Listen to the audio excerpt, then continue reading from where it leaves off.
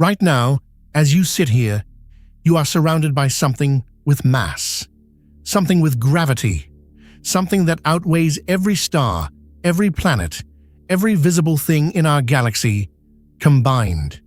We cannot see it. We cannot touch it.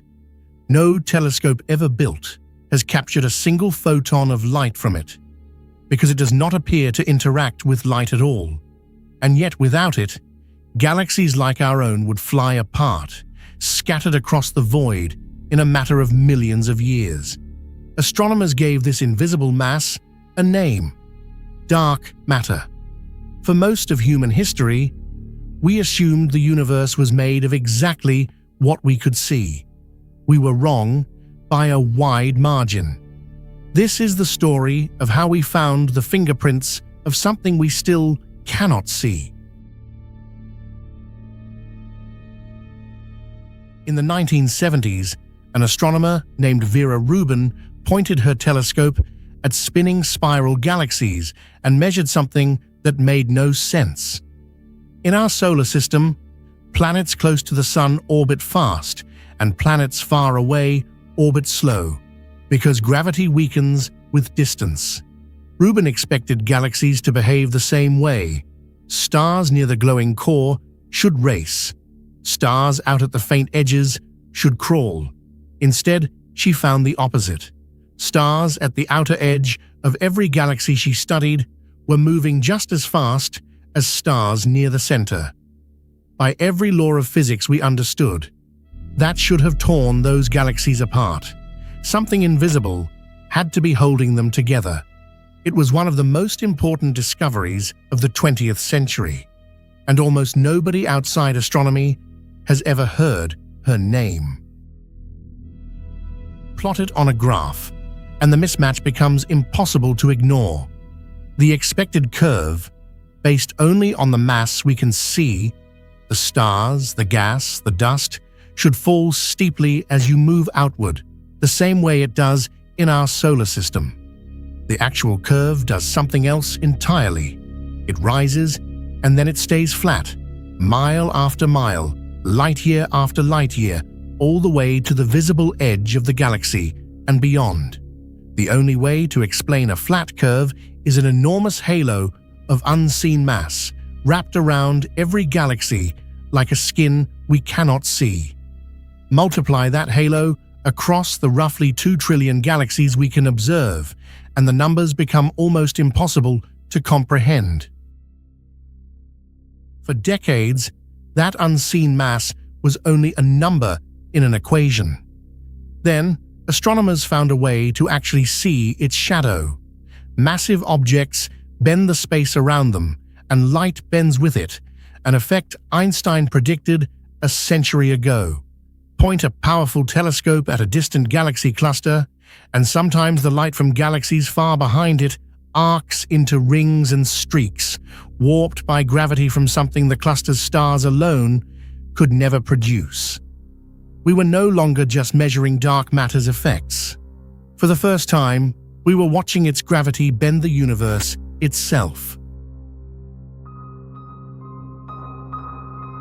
In 2006, astronomers found something that silenced almost every skeptic.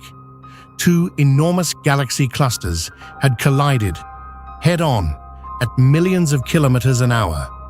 The visible gas from both clusters, the vast majority of their ordinary matter, slammed together, slowed down, and glowed brightly in X-ray light, pooling in the middle of the wreckage. But when astronomers mapped the gravity of the collision using lensing, the mass wasn't in the middle at all. It had sailed straight through the collision, undisturbed, and now sat in 2 ghostly clumps on either side, exactly where the invisible matter should be if it barely interacts with anything, not even itself. It remains one of the most photographed, most cited objects in modern astrophysics, a single collision that settled a decades-long argument. Zoom out far enough, and dark matter stops looking like a mystery hiding inside galaxies. It becomes the scaffolding the entire universe is built on. Run the physics forward from the early universe, and dark matter is the first thing to clump under gravity, long before stars existed, forming a vast, three-dimensional web of filaments stretching across billions of light-years. Some of these filaments span distances so vast that light takes hundreds of millions of years just to cross a single one. Ordinary matter, gas and dust, and eventually stars simply fell into the grooves that were already there. Every galaxy you have ever seen, a photograph of formed on a scaffold of something we cannot photograph at all. So, how much of the universe is this stuff? Add up every star, every planet, every atom in your own body, and ordinary matter accounts for about 5% of everything that exists. Dark matter, the invisible scaffolding, makes up another 27%. The remaining 68% is something even stranger: dark energy, the force accelerating the universe's expansion, which we understand even less.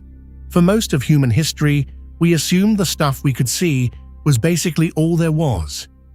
We were off by a factor of 20.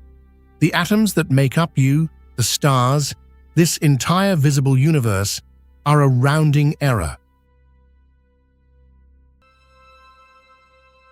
If dark matter is a particle, it should be passing through you right now, billions of times a second, almost never interacting with ordinary matter.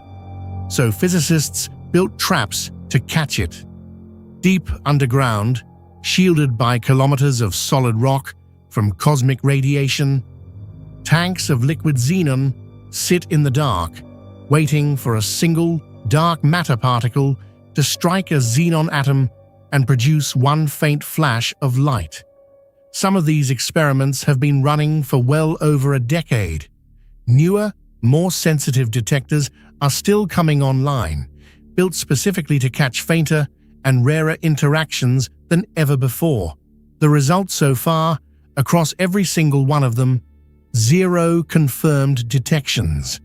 We are hunting a ghost, and the ghost has never once shown itself. That silence has split scientists down the middle.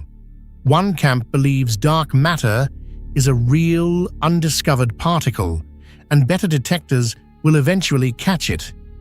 The other camp has a stranger idea.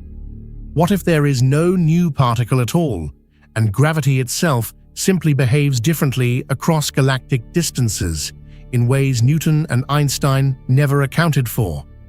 It is called modified gravity, and it can explain some of the same observations without inventing anything new. Neither theory has won. Both camps agree on one thing. Whichever answer turns out to be true will rewrite a chapter of physics that has stood for over a century. Here is the part that should stay with you. Our entire galaxy, the Milky Way, the stars, the planets, all of it, sits inside a halo of dark matter, roughly 10 times wider than the galaxy's visible disk. That halo is not somewhere out there. You are inside it right now, and you have been your entire life, wrapped in a mass we can measure, map, and rely on, but have never once seen, touched, or captured in a single photograph. We named it. We proved it is real. And we still do not know, after 50 years of looking, what it actually is. Somewhere, in a lab or an observatory, someone is working right now to try to finally answer that question.